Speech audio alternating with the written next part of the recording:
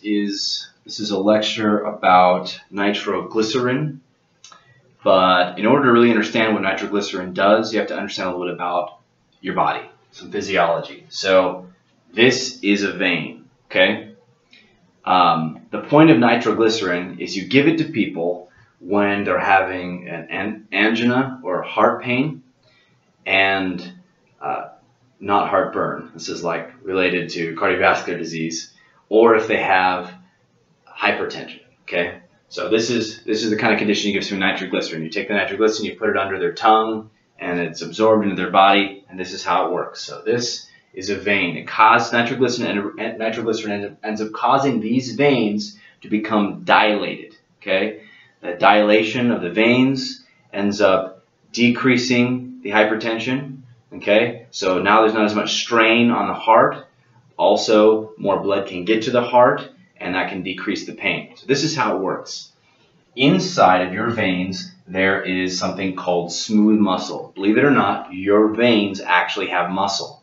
And so they will constrict and they can dilate. They constrict when that muscle tightens, and they dilate when that muscle relaxes. The point of nitroglycerin is to dilate those muscles, in other words, to relax those muscles. So this is kind of what muscles look like, a diagram of what muscles look like.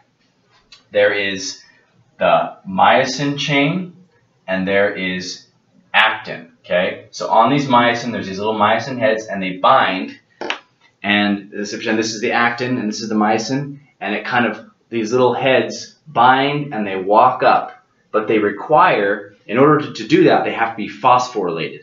That gives them one movement, one phosphate on there, allows them to move like this, okay? So that means they require adenosine triphosphate, which is the kind of the body's energy form. It's like the body's gasoline, kind of.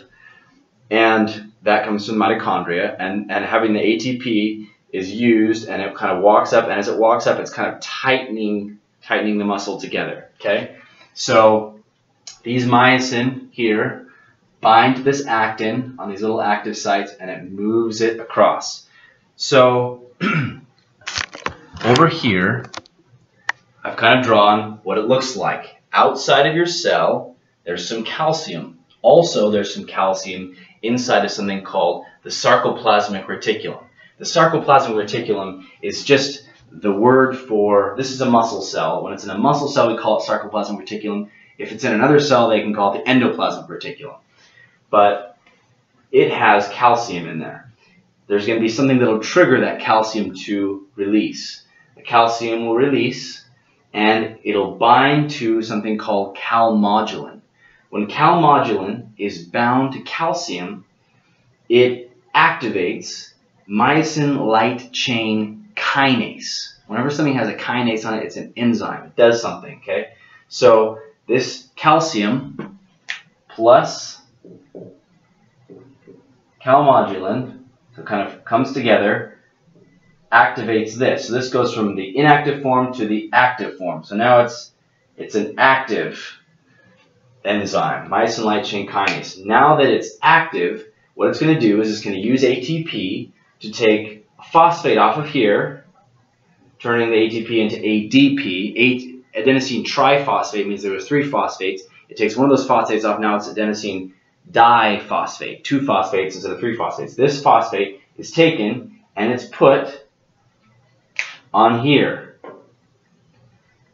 There's that phosphate. Now this has energy for one stroke. It's kind of like one movement it can do now that it has a phosphate on there. So it can walk up this actin filament and tighten this gap together. Okay? It can tighten this, decrease this space, which will take that blood vessel and shorten it like this and make it smaller. So that's how it works. So how does nitroglycerin fit into all this? Well, this is how nitroglycerin fits in. What nitroglycerin does is it goes up here. So a person is having an angina, or angina, however you want to word it, or their hypertension, and you're going to put some of this nitroglycerin under their tongue. It's going to get absorbed in the body.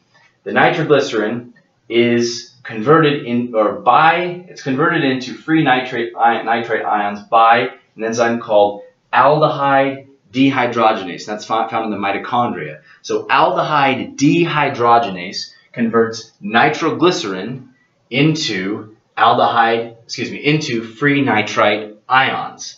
These free nitrite ions are then reduced into nitric oxide. Now this nitric oxide is then going to stimulate something called guanylate cyclase. Guanylate cyclase then is going to increase the amount of cyclic guanine monophosphate in the body, or cyclic GMP in the body. That cyclic GMP is then going to activate these protein kinases, the protein kinases that are specific to cyclic GMP. These protein kinases are in effect going to decrease the amount of calcium intracellularly. They're gonna stop the calcium from being released or coming into the cell or whatever. They're going to decrease the amount of calcium. They're also going to activate something called myosin light chain phosphatase. So the kinase was kind because it gave a phosphate. Myosin light chain kinase gave a phosphate to these myosin heads, but myosin light chain phosphatase takes the phosphate. Okay, it's a phosphate taker, phosphatase. So it takes the phosphate off of there. Now, if the phosphate is off of there, is this active? No, it's not active. If it's not active, is it pulling? No, it's not pulling, it's releasing. So it went from being tight, and now the calcium's gone, and the phosphates are taken off by the myosin light chain phosphatase, and so it relaxes that smooth muscle and dilates the veins. A little bit more about nitroglycerin is that it's often taken with a beta blocker, and you'll learn about that later, to minimize reflex tachycardia. In other words, tachycardia is where your heart is beating really fast, and so beta blockers slow down the heart so the heart doesn't beat really fast. Sometimes when you take nitroglycerin, you get something called reflex tachycardia, which means things will slow down for a second, but then they'll speed up even faster like a reflex, and they'll go even faster. So you take it with a beta blocker to minimize reflex tachycardia. It's used for congestive heart failure, also for control of hypertension, especially in patients with known coronary artery disease. So if a person has coronary artery disease, over here I drew a vein. Okay, so if there's an artery here that has a bunch of macrophages, foam cells, they kind of make this big atherosclerotic plaque, and they can decrease the space inside of this vein for blood to travel through. And so if you give someone nitroglycerin, it'll open it up so that it has more space for the blood to travel through. However, one of the side effects of nitroglycerin is pretty obvious. Sometimes the person can become can get hypotension. So hypertension is when there's too much blood pressure. Hypotension means sometimes it can expand too much, and then the person doesn't have enough pressure to get the blood everywhere they need to go in their body. It can also result in tachycardia, which means where the body kind of compensates that the heart ends up beating faster, cause throbbing headaches, which makes sense. You've got a bunch of blood vessels in the back of your head, or all of your head, your brain, and those can expand so much it can give you a headache. And so it says throbbing headaches resulting from meningeal arterial dilation.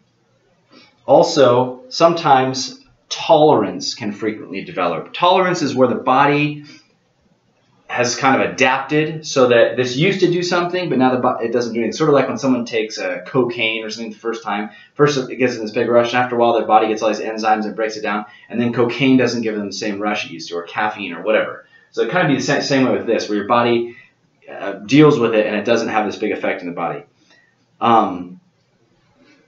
For metabolism, it can be given sublingually, which is under the tongue.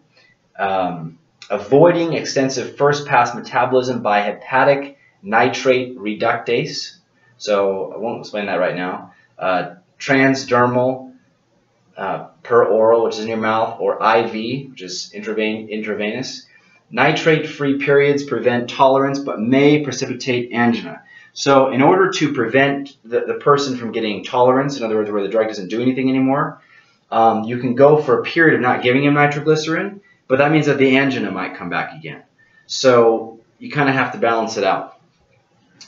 And that is everything that I have for nitroglycerin. At the same time as nitroglycerin, I'm also making a note here, nitroprusside works by similar mechanism here, but I might explain that in another video.